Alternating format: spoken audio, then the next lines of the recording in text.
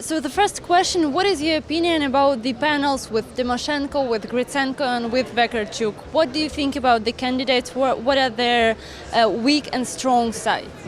Well, I think that both Tymoshenko and Vakarchuk did very well in terms of performance and strong impression and managed tough questions extremely well. Hrytsenko had the problem that he was simply quite boring. And what do you think about them as the candidates for president in general? But I don't want to pass any judgment on because I don't follow well enough. But I think that the big thing that we saw today, that is that Vakarchuk looks very ready to be a presidential candidate. That Yulia Tymoshenko knows how to pursue a discussion and that she can do it very forcefully and argue well that we knew before. So the interesting thing here was the judgment on Hrytsenko and Vakarchuk. And you have also just recently been to the Lutsenko panel, and was he convincing to you? Because he answered really tough questions from the Stephen, and was that answers very convincing?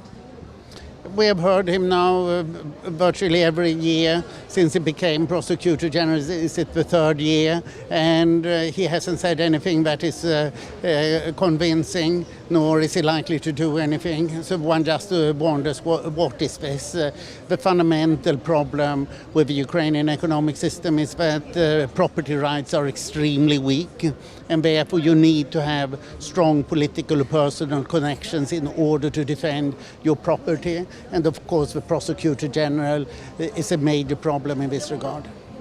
And also there are new sanctions from the US that came into power. Yes, they are regarding North Korea, but still I would like to ask more in general, because many people here in Ukraine, they think that sanctions from the US and the West are not strong enough and that they don't really affect Russian economy. You as an economist, what can you say? What impact these sanctions have on the Russian economy?